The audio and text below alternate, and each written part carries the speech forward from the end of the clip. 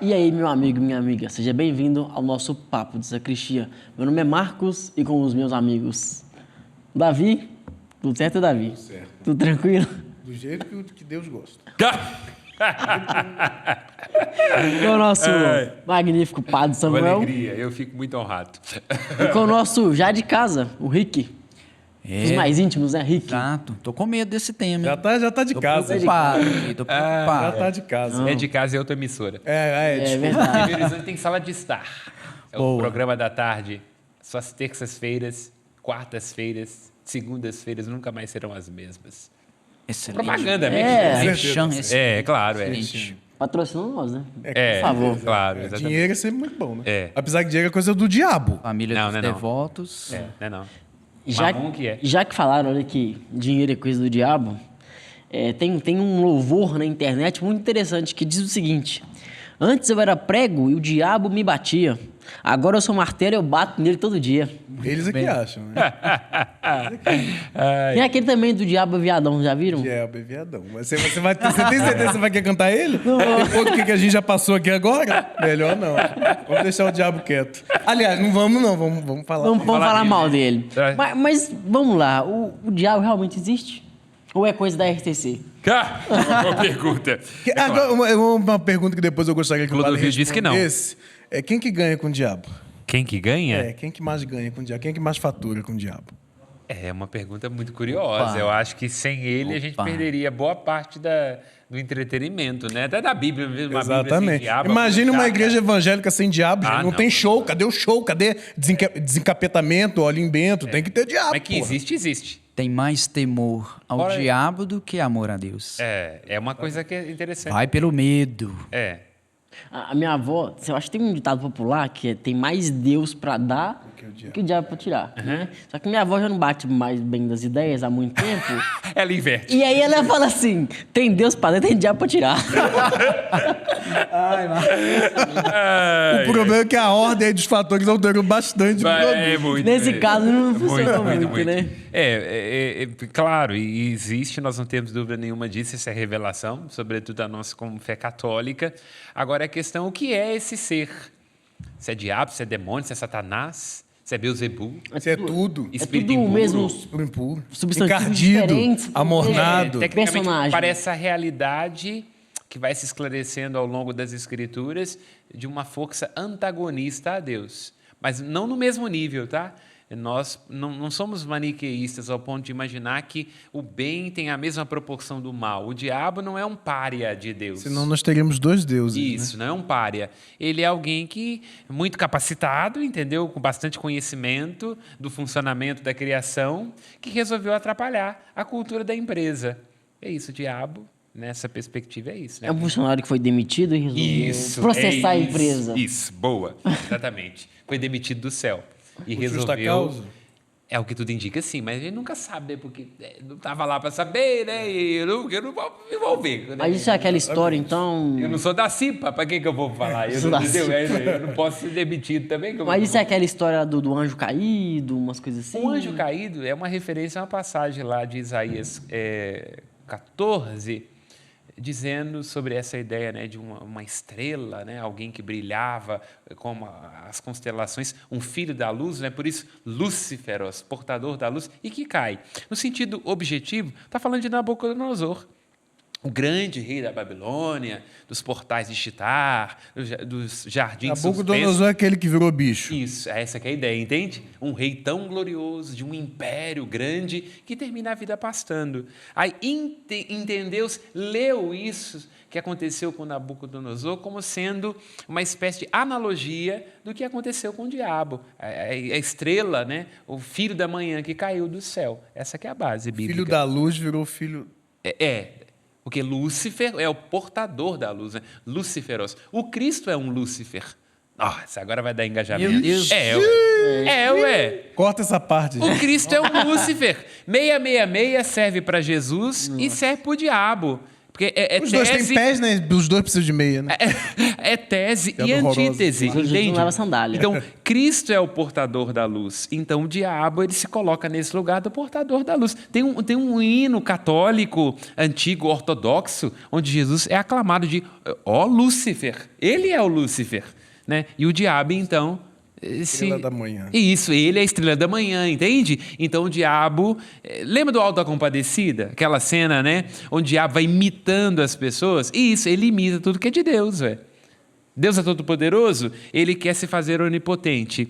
Deus é o que tem controle das coisas, ele quer controlar também. Deus é a origem da luz, ele se finge de fonte da luz. É Vamos isso. deixar ele trazer aqui uma profundidade para esse tema tão diabólico. Porque se ele não trouxer profundidade, a gente dislike, não é? Pelo amor Pode de ser uma Deus. história, então? Por favor, E aí, que eu quero dar meu a testemunho. história vai Seu quê? dizer... Testemunho? Sim, eu quero dar meu testemunho logo após o testemunho do nosso. Misericórdia, que quero. programa esquisito. Eu vou trazer uma história que meu avô falava. Imagina duas fazendas. Alguém tem um crucifixo aí? Eu vou voltar aqui. Eu sou um padre, né, querido? Vamos pensar bem que na hora que o diabo chegar aqui, eu venho por último, né? Ou não, né? E aí está o diabo e um anjo. O diabo passa, abre a porteira e solta o cavalo. O cavalo vai para outra fazenda, quebra todo o milho. Quando o fazendeiro vê aquilo, ele corre imediatamente e mata o cavalo. Quando ele mata o cavalo, a outra família revolta, porque era um cavalo de estima, vai lá e mata o fazendeiro. E aí, você já sabe como é que vai sendo o desdobramento, como Círculo que... de violência. E aí o anjo fala com o diabo, e aí, está satisfeito? Conseguiu o que você queria? Ele falou, eu não fiz nada, eu só soltei o cavalo. Então, por que eu estou trazendo isso? Porque é um ser com uma profunda sagacidade, astúcia. Tanto que é uma serpente. Exato. E o que a gente deve temê-lo, porque ele já corrompeu e enfrentou homens muito mais sábeis do que nós, ele já passou por desafios, ele já enfrentou e já combateu pessoas muito, vamos dizer assim, vocês já entenderam o que eu quis Mais dizer? preparadas. Muito mais preparadas. Então, o que eu estou querendo dizer? Que essa história de falar que é mais esperto que o diabo, na verdade, não é não. É bem complicado. É um adversário poderoso. É um adversário É coisa de complicado. cantor de esquerda, né? Desafio Satanás. É coisa de cantor de esquerda. Desafio Satanás. E eu percebo também o seguinte, a gente consegue ver a manifestação dele de uma No forma... condomínio, com o síndico, De uma forma mais... Com os vizinhos. os vizinhos. É porque a gente fica esperando o seguinte, por que eu trouxe essa brincadeira de soltar o cavalo? Porque ele sabe soltar o cavalo da gente. Ele sabe identificar essas brechas, ele sabe aonde que cutuca a gente, que a coisa se inflama. E é muito fácil para ele. Então, a gente tem que estar em constância, atenção, vigilância e pedindo a proteção. E também eu trouxe uma questão macro. Eu queria trazer uma questão que é micro. Por exemplo, a gente tem, vamos chamar assim, de pecados de estimação. Então, ou seja, vamos imaginar uma seguinte cena assim. É um escorpião que está andando no seu braço. Você não reconhece, porque você está tão apegado àquele pecadinho, ele já é tão um pecado venial. Então, você está acostumado com aquilo que você já não percebe que é algo perigoso, mas é um escorpião, é da natureza dele. Ele vai te picar e vai te envenenar, só que como você já está acostumado e não enxerga, você vai, e aí você vai colecionando pequenos escorpiões, vai vendo pequenos pecados, mas está tudo bem, principalmente para nós, homens contemporâneos, que não acredita tanto assim no pecado, não, mas isso aqui passa. Então, eu queria trazer essa reflexão aqui, porque Tinha uma presença sutil, né, e contemporânea do inimigo, né? ele não é um adversário qualquer. Mas a gente fica esperando um ser chifrudo, como a gente está acostumado a ver, e ele não é assim. Né? Eu acredito até Não é que tão feio ele como é se representado assim por uma forma catequética, porque você precisava, se você for ver pelo critério de matéria, de criação, ele é um anjo. Mas como que você ia separar assim, numa era em que você precisaria visualmente ensinar as pessoas, porque não tinha, Associando algum né? ícone pagão. Não tinham ele. Então você Poseidon. vai criando esses mecanismos. Mas eu acredito que no dia a dia ele assume formas que a gente não consegue nem A imaginar. forma que a gente conhece dele é uma forma associada aos ícones pagãos, né? O tridente é de Poseidon, os chifres são... A ideia do bode, É a né? ideia do bode, é de Pan, todos sempre associados a divindades pagãs, né? Agora Basicamente o pela pagãs. Netflix lá é galã, né? É bonitão, né? É. Pegável, Mas Davi. talvez o capeta, Pegável? talvez o capeta seja isso, né? Algo que você deseja, né? O que pode ser mais uma faceta, né? É, Não claro. posso dizer que eu não vi. Não vi. Ou você traz uma nova roupagem para Claro. ele, entendeu? E É a ali vai ideia, te né, do seduzindo. fruto proibido, né? Quer dizer, aquela imagem, aquela linguagem simbólica da narrativa do livro do Gênesis é isso. É um animal insidioso, inteligente, sagaz, né? Uma língua bifurcada, diz uma coisa aqui querendo dizer uma outra coisa, e que oferece um fruto que é desejável ao paladar para obter conhecimento e que faz o homem ser semelhante a Deus. Essa narrativa resume a história da humanidade. De Nabucodonosor a qualquer pessoa que se tornou encarregado e acha que é melhor do que os outros. Aí, Davi, você passou a bola agora, difícil é Agora parar de falar, hein? tá na hora do meu testemunho. Falar. Deus me livre. Você já viu o diabo? Hã? Você já viu o diabo? Moro em Caetema. Tu dizes... Misericórdia. Eu vim do Rio de Boa, Janeiro. Querido, ó, já teve gente querendo invadir o meu portão. Eu mas vim do Rio de só Janeiro. amarrar, tá bom. Rio de Janeiro. A gente fui ama vizinho, Caetema, já deixar fui- claro, Já viu? fui vizinho do capeta. A gente é do Rio de Janeiro. Lá o capeta é domesticado. Ah, meu Deus. Ele aparece até com hora marcada, né? Exatamente. Ele tá no palácio, ele tá Tu de dizes. farda, ele tá dirigindo o Ah, capeta. misericórdia. Lá o capeta Fala tá o seu domesticado. exemplo aí que nós vamos ser presos. Caeté, amo vocês, tá? Mas aí agora, o meu testemunho, meu lugar de fala, com licença. Tá? Foco aqui, é todas as câmeras em mim, porque eu sou, nesse momento eu sou importante. Né? Porque eu vou trazer uma questão muito interessante. Como vocês sabem, eu vim de um lar, né, ex-católico. Ah. Né? Comunidade base, vocês sabem, pouco repertório. E eu não costumava muito ouvir falar do capeta. Não costumava. Não tem capeta nesse Não negócio de tem- comunidade não, de base, não. não É pecado tem. estrutural, é anarcocapitalismo. Capeta mesmo não tem, não. Para piorar a situação, o marido da minha avó, que Deus a tem em bom lugar e o tenha também em bom lugar, era um homem espírita. Espírita A kardecista. família tem de tudo, né? Tem de tudo. Lembrando que eu sei que os espíritas não gostam de ser chamados de kardecistas, mas é só para referenciar, para vocês poderem entender. Era um espírita kardecista, então eu não ouvia muito falar de capeta, e na minha cabeça, quando eu ouvia, eu achava que era o quê? Que era uma personificação do mal, que não era algo real, que era a nossa tendência, a maldade, a luxúria, o pecado. Então eu achava que era isso. Ok? Aí quando meu irmão virou evangélico e pai, um dia eu fui numa escola dominical e eu vi o pastor falando sobre isso. Eu tive que perguntar: realmente a gente acredita nisso? Que é um ser real? Ele, sim, nós acreditamos que é um ser real. Não pode bater na mesa. Nós acreditamos que é um ser real e que ele está aí entre nós, nos sacaneando, nos inspirando a fazer coisas erradas. E está aí lutando contra Deus, contra o povo de Deus, tentando desencaminhar o povo de Deus. E eu fiquei numa eterna dúvida e eu sempre fui vivendo minha vida sem o capeta, graças a Deus. Mas sempre assim, nunca dando importância realmente para demônios, inferno. Então, esse assunto, para mim, é um assunto assim que... Aí que fica a dúvida na perspectiva, né? Será que ele está longe ou está perto de nós? Você me lembrou um filme Constantino. Constantino, não sei se você já viu. Eu já vi, gosto muito. E é um excelente Do personagem, inclusive. Exato. É. E aí O capeta sempre é uma coisa fascinante, né? O Sempre. personagem é muito fascinante. tem uma fala que ele tá com a menina e ela fala, eu não acredito em diabo. Ele fala, pois deveria. Ele acredita em você.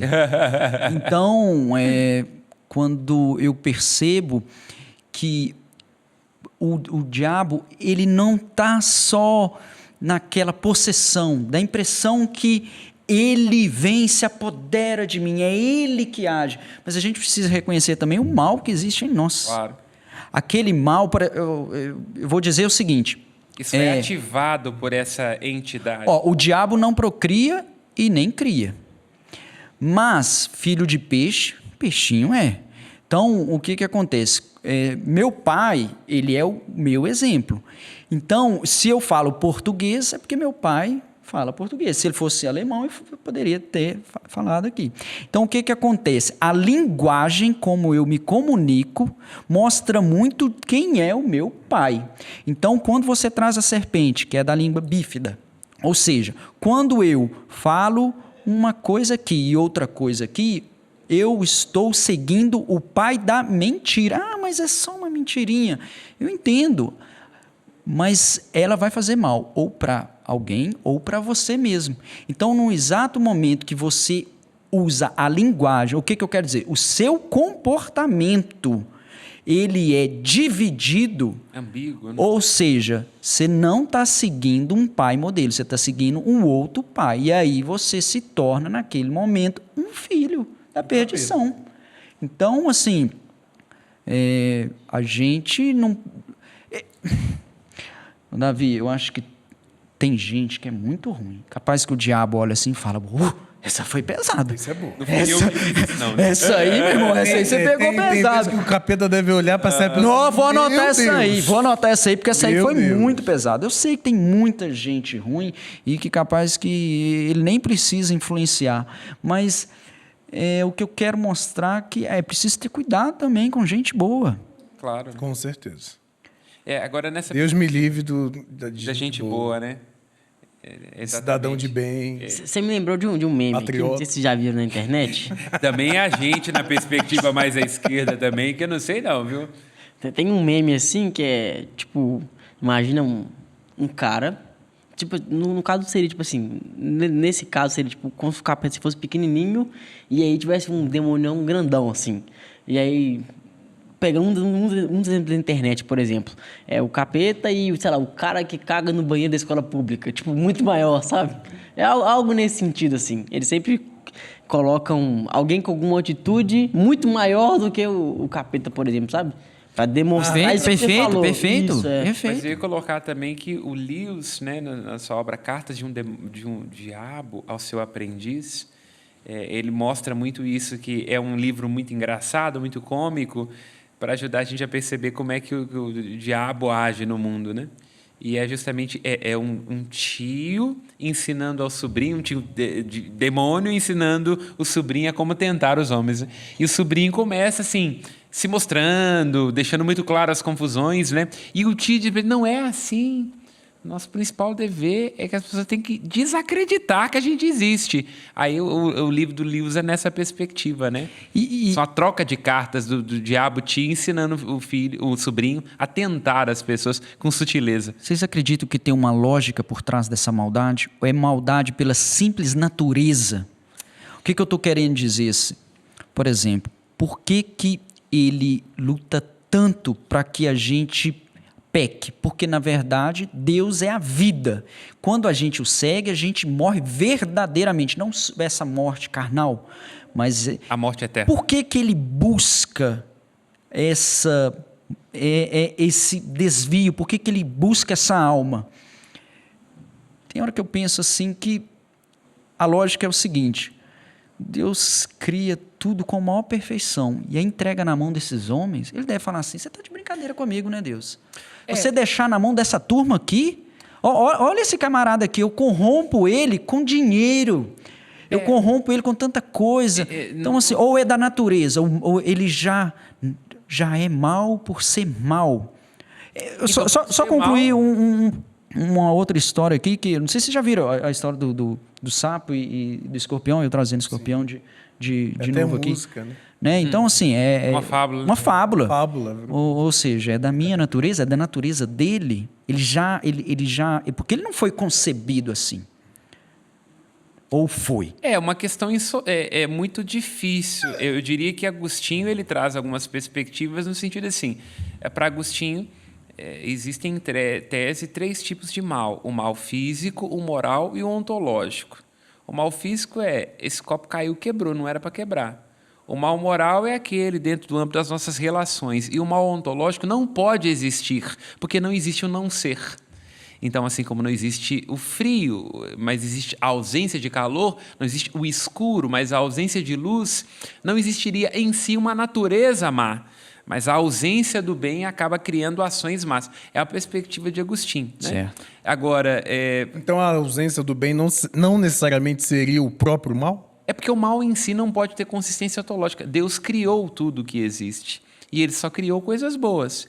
Então, na verdade, não existe um mal em si, enquanto princípio, enquanto entidade, mas uma ausência cada vez mais contínua do bem em si, entende? Então o mal não foi criado? Não. Surgiu. Na perspectiva católica, não.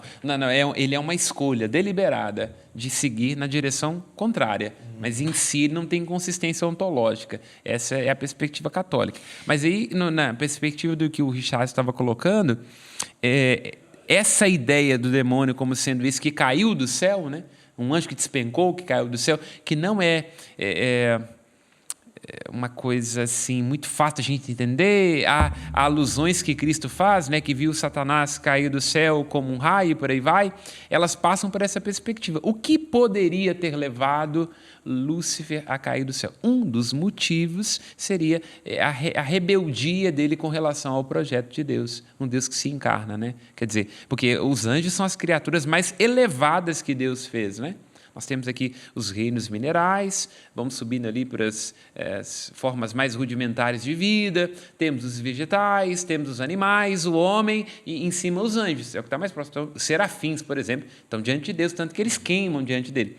Então, a ideia é que o demônio é um querubim, quer dizer, é o ponto mais alto lá da hierarquia angélica. E ele teria se revelado com esse projeto de um Deus que se faz menor do que os anjos. Não, e eu não estou aqui defendendo ele, mas faz sentido. É claro. Faz sentido. Então ele não queria ser maior. Não, o que eu estou querendo... Na verdade, ele seria automaticamente. Sempre soube que ele nunca poderia ser maior do que Deus. O que gera desconforto, isso aqui são conjecturas, é claro, é o fato de que ele não concorda com a maneira com a qual Deus raciocina. Isso. Esse é o problema. Agora você trouxe... Essa que é a ideia. Você explicou bem o meu O ponto. raciocínio de Deus na criação, o modo como Deus ama essa criatura desprezível que é o homem, e isso gera um desconforto no diabo. Por quê? Porque isso tudo reflete a humildade. Só para dizer de um exemplo, né? As pessoas colocam geralmente a imagem de São Miguel e do diabo, né? Só que na hierarquia angélica, querubim é o topo, Miguel é um anjo, é um cabo, é um anjo de quase que segunda categoria. Teriam ali, né, os nossos anjos da guarda, que seriam soldados, e Miguel é um cabo. Ao que tudo indica durante a revolta lá, né, do céu, onde, seguindo a linha de Apocalipse, o diabo consegue convencer, né, 1/3 dos anjos. Aí ficou aquela dúvida, né? Vão seguir Deus ou o diabo? Né? Aí se diz que esse cabo pergunta, quem como Deus? Micael. Quer dizer, quem? Micael. Quem como Deus? Então, quer dizer, aí se divide. Não, se ninguém é como Deus, né? Um segue Deus e os outros escolhem seguir o diabo. Aí já termino.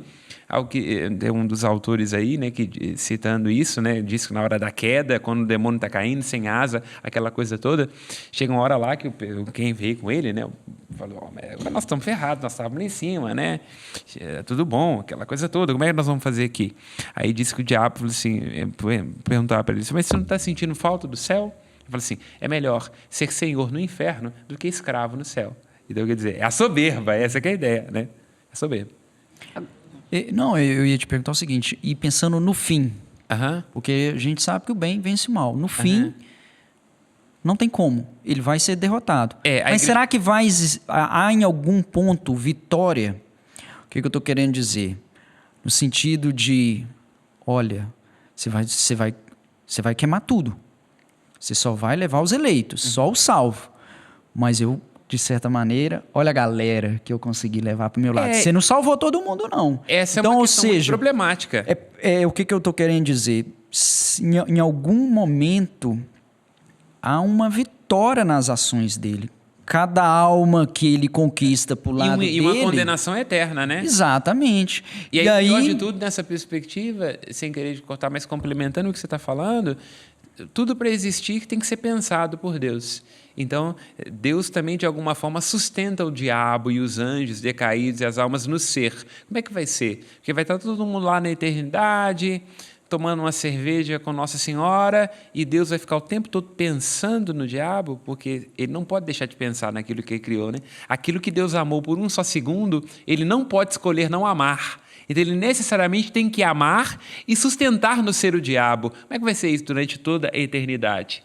E aí vem uma hipótese que é a de Orígenes, que não é aceita pela Igreja, que não é hipótese católica, da apocatástase, da conversão no fim do próprio diabo. Mas não é doutrina católica, não. Entendi. Ou talvez não é por toda a eternidade. É porque assim, ó, se vamos para... Pode ser isso. Às vezes não é Se por fosse 1000 anos, né, como diz os milenaristas. só. Imagina se tivesse um placar. Se nem no Brasil pode ter prisão perpétua, imagina. Se tivesse um placar ali. É arrogância, prepotência nossa achar que ele está ganhando.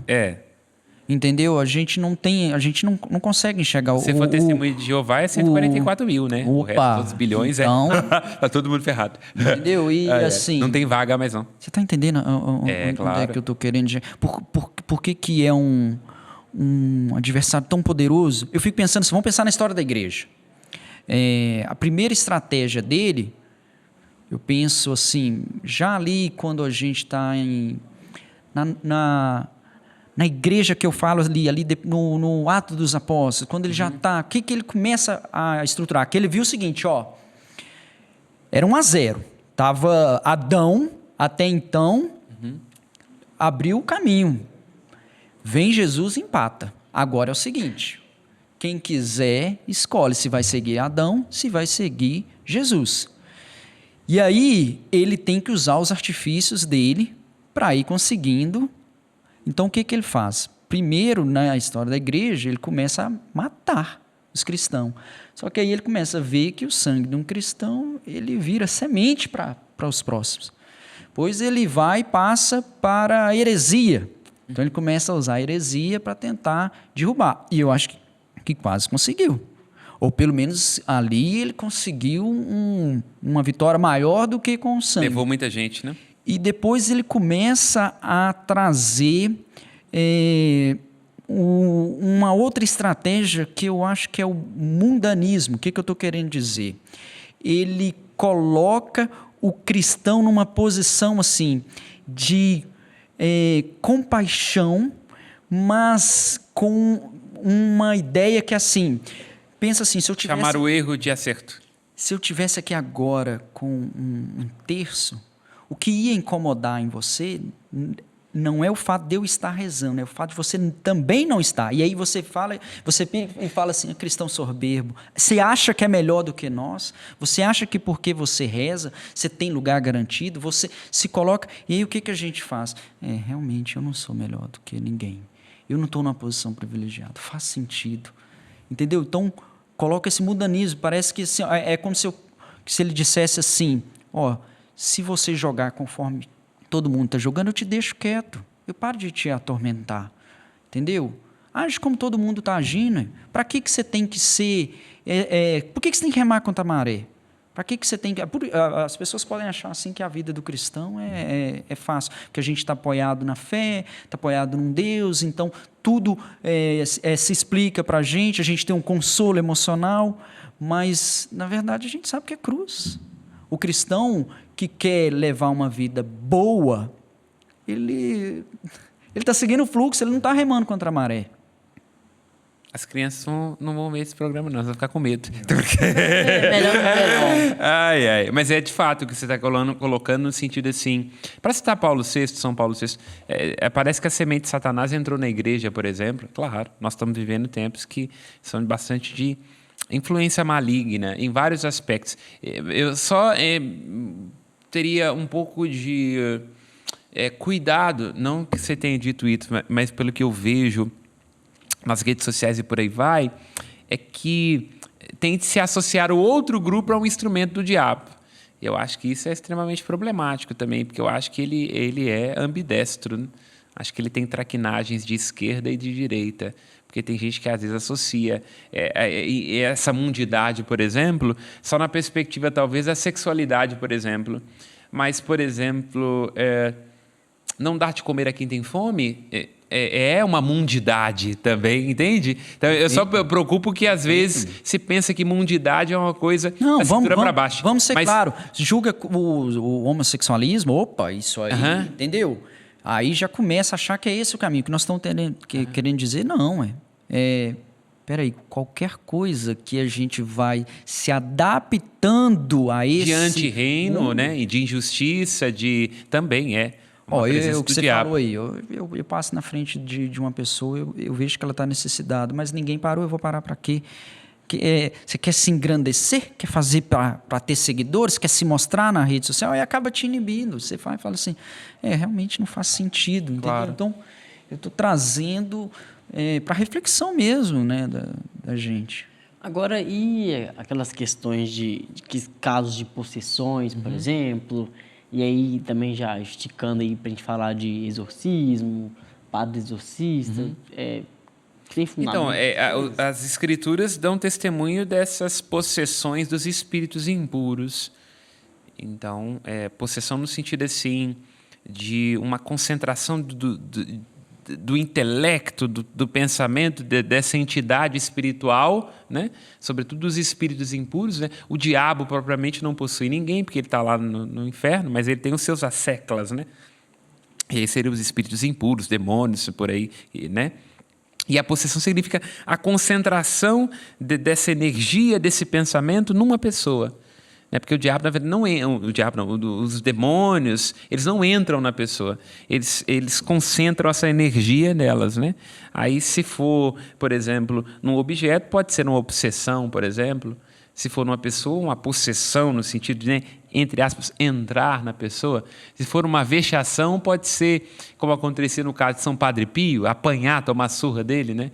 Então, é isso que a igreja diz. Agora, os demônios saem batendo na gente também? Uma vexação pode ser isso, né? O caso de Padre Pio, ele apanhava do diabo, né? Santo Antão também apanhava do diabo. Aparecia para ele como mulher, bonita também. Aí ele apanhava? Apanhava, Santo Antão e Padre Pio também, né?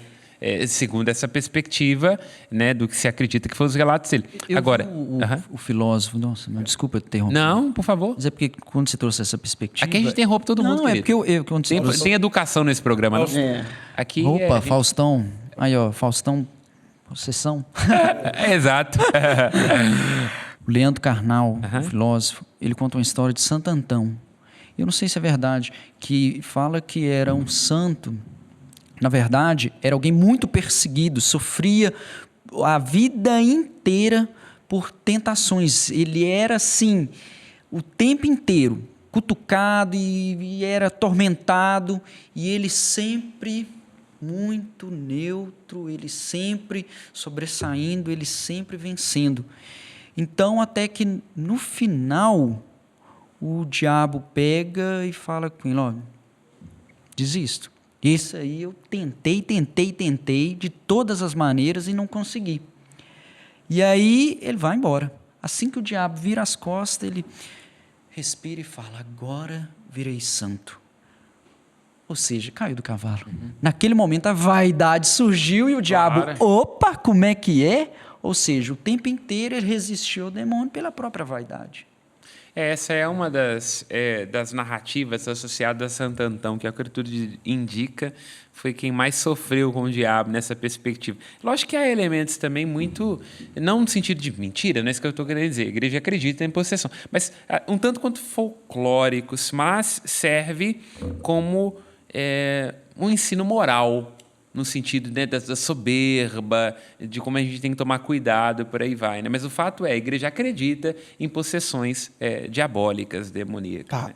vamos... Diga, vai lá, vem Freud, vem Paulo Freire, vem Nietzsche. Vai lá, fala que tá aí. Vamos lá. Então tá. É a gota de veneno da serpente que reside nesse coração de pedra. Imagina. Em todos nós, né, Davi? Mas aqui, vamos lá então. Então o capeta tá lá trancado no inferno, né? trancado, ele fica pesado lá no fundo. Né? Aí fica lá, É. né? E ele tem os asseclas dele, né? Os Isso. assistentes, né? Porque Ele não vai tentar todo mundo. É como diz o ditado, né? Quando o capeta não aparece, manda o secretário. Isso. Aí, beleza. Aí essas entidades ficam... São entidades, né? Isso, são entidades. São entidades... Mas que não tem nada a ver com as religiões de matriz africana. Tô falando porque entidades pelo Claro, ser, né, isso. da coisa. Eles ficam ali tentando a gente e eles ficam no inferno. Então, tecnicamente, o inferno é um lugar que existe. Ele tem que existir. É uma invenção que os homens fizeram com o diabo. Nós, junto com o diabo, criamos esse negócio chamado inferno. Nós criamos. Deus criou o céu, o paraíso. Nós, junto com o diabo, criamos o inferno. É uma invenção nossa, humana e angélica. Não a angélica do Hulk. E eu posso dizer que o céu é 100% Deus e o inferno é a ausência total de Deus. Exatamente isso. É o Se antideus. for 100% demônio... Agora, poder é por aí. isso que eu digo, tem um problema no sentido assim, de que de alguma forma Deus precisa estar lá. Porque ele tem que sustentar no ser. Isso é uma questão teológica. Ele está em todos os lugares. Isso, exatamente. Então ele tem que pensar de alguma forma no diabo. Como é que isso funciona, eu não sei não. É Nem porque a é igreja isso que sabe. eu tenho minhas dúvidas, né? Porque como que um ser perfeito que Deus criou pode se tornar imperfeito a ponto de cair e se tornar uma Mas é coisa exatamente essa questão. Aí né? que eu não entendi. Você pensa bem, quando você está no extremo, você está no avesso, próximo do avesso. Né? Você tem uma coisa muito escura, muito escura, muito escura, muito escura. O último escuro, o próximo passo é o branco. Então é isso, uma coisa muito gloriosa, muito bonita, muito deslumbrante, ela está a um passo de ser soberba. Essa que é a ideia. Mas foi só um. Não, ele levou outros. Uma legião. Mas ele, como era o mais glorioso, a mais gloriosa criatura feita por Deus no universo angélico, né, o próximo passo foi... Mas aí essa foi, soberba. no caso, aí é nisso que eu queria chegar. No caso, então, o problema todo foi a escolha desse querubim ou foi um erro de Deus? Bom, respondendo na perspectiva de um padre católico, Deus não erra. Respondendo numa perspectiva antropológica e por aí vai, foi um desvio, né? Agora, como que a gente resolve isso? Então não foi uma criação perfeita. Nem Santo Agostinho consegue resolver isso. Como é que é? Como é que eu vou entender uma vontade de Deus que coadune com o mal? Agostinho diz, não sei, mas tem uma impressão. Deus só permite o mal porque ele sabe que pode tirar do mal um bem maior. Então, Davi, é o que Agostinho dá conta. E se Agostinho, que foi o maior teólogo da igreja, parou aí, quem sou eu para falar qualquer coisa além disso? eu vou tentar fazer uma analogia aqui, que você é professor. Então, se um aluno rebelde levanta e fala, tá errado. Não faz essa analogia. Se você... Eu perco meu emprego. Se você... Eu preciso do meu emprego em Caeté. Amo todos os alunos de Caeté. Amo todos vocês. Se você pega e fala com ele assim, sai da minha sala, você não sabe o que você está fazendo, expulsa ele. Os outros vão olhar e falar assim, uai, mas será que o Davi não tinha razão, não? Então eu acho que Deus pega e fala assim, uai, vem aqui para o quadro e tal, tenta fazer. Então usa a sua lógica. E aí ele, como professor, sabe que ele é maior que o aluno. Então o aluno vai tentar, e não vai ter resposta. No final, ele vai usar ele como a pedra de tropeço. Vai falar assim, ó, tá vendo? Ele já tentou de todas as formas. Então agora, ó, dá licença que eu quero dar aula para os meus alunos. Você está entendendo? Só que aí o mas problema... mas nem por isso eu vou Mas pegar só- ele e tacar fogo nele. Não, mas não, mais do que atacar fogo. Eu falo que o problema, não, o seu razoado está muito bom e faz todo sentido, está de acordo com a dogmática católica. A questão é que Deus parece que pesou a mão no bisturi. Porque imagina, né, essa ideia, né, de que ele permite o mal para tirar do mal um bem maior. Vai no hospital de câncer uma Mas hora aí- dessa e vai lá falar para quem está morrendo de câncer que aquilo é um mal para tirar um bem maior. Eu acho que Agostinho, nesse ponto, derrapou feio. E eu acho que tem uma outra questão também, né? Já que a nossa religião, a nossa igreja, ela bebe muito das fontes judias, o início dos relatos judeus não tem demônio. Não. É uma consciência. Demônio Anjo só e demônio aparece após o exílio da Babilônia. Como anjo, como entidade de asa e por aí vai, é uma crença absolutamente posterior. Não estou querendo dizer que seja errado, que foi invenção. Mas nós não temos ali uma noção de anjo até o período do exílio da Babilônia, não. Quer dizer, é muita influência da cultura babilônica. Então até ali não tinha demônio? Pega o livro de Jó, ué. O livro de Jó, Satanás está jantando com Deus, ué. Ele é um dos filhos de Deus, está jantando com ele lá no livro de Ele Jó. não deixa de ser. Está jantando com ele. Aí Então, Satanás fala assim, eu vou descer lá para mostrar para você que esse Jó não é tão fiel. Então essa é a pergunta que eu lanço. Se até o exílio da Babilônia não tinha relatos de demônio, então o que acontecia com as pessoas ruins até o exílio da Babilônia? Na perspectiva do Antigo Testamento, vou chocar vocês, o mal também vem de Deus. Nada Então, mais justo. até o exílio da Babilônia, a ideia é de que se recebemos de Deus os bens, recebemos Por isso também que é um os Deus males. que bebe sangue. É, Antigo Testamento. num certo sentido, sim. No sentido, assim, de que é um Deus que ele mesmo exerce a É função um Deus dual. de ensinar e de punir. É um Deus dual. Ele, não vou dizer Ele dualista. mesmo faz a justiça com as próprias mãos? E a justiça é o equilíbrio. Então, se precisa instaurar o equilíbrio, se tiver que mandar descer em fogo e enxofre do céu, que diferença que faz? Tanto que, por exemplo, no livro do Êxodo, ele é que implanta no coração do faraó a dureza. Porque Moisés vai, aí diz lá no livro do Êxodo, aí o faraó não libera. Aí Deus fica tão possesso que ele fala assim, agora eu vou mostrar a minha força. Ele vai incitando o faraó a não libertar, até ter a última praga. Então até ele não se diferencia muito de um orixá. Na perspectiva do Antigo Porque os Testamento. orixás também são Agora, dualistas. é claro, nós vamos ter que ter um outro programa para poder entrar nisso depois, para deixar o pessoal bastante puto com a gente, chamar de herege mais uma vez. Mas no livro do Êxodo, Deus é quem incita o faraó. Nessa perspectiva. Então, é por isso que eu falo, olha, a gente tem que ter bastante consciência histórica, porque o buraco é mais embaixo. Eu sei que o tempo está curto, mas eu queria trazer duas questões que não posso ir embora. Ele não tá ali na cadeira com comichão, então.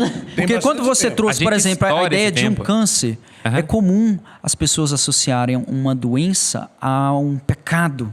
Na Bíblia, a gente via, por exemplo, se Jesus, quando curava alguém, saía uma possessão. Então, onde eu estou querendo chegar? O mal, ele chega a ponto de consumir a pessoa. Pode também. E trazer. Mas não quer dizer que é uma vinculação exata. Exato, Na porque Bíblia, por exemplo... É cruel você dizer para Isso. uma pessoa que está no hospital que ela está assim, fruto das escolhas dela. Claro. Não é bem assim. A gente sabe da Das escolhas genética. dos anteriores.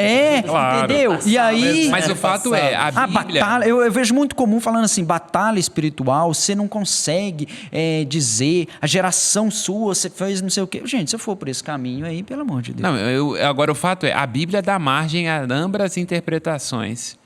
Como, por exemplo, a vez em que Jesus deixa claro nos evangelhos assim, olha, os discípulos perguntam, quem pecou para que ele ficasse assim? Aí Jesus diz, ninguém, ele nasceu assim para manifestar a glória de Deus. Agora, há outras passagens onde Jesus cura e fala assim, toma cuidado, não volta a pecar, para que não te aconteça coisa pior. Então, o próprio Jesus da Bíblia, vamos voltar ao The Chosen, né? Terminamos como começamos, ele dá margem à interpretação, né? E Samuel, você já presenciou, você na sua vida como sacerdote? Não, Deus que me livre. Já teve alguma cena? Eu não. O que eu vou querer negócio com só, capeta? Mas só para dizer rapidamente que foi colocada uma pergunta, geralmente... Todos nós padres. Encerrar porque o ar-condicionado tá fazendo uns barulhos anormais. Todos nós padres, em tese, podemos exorcizar.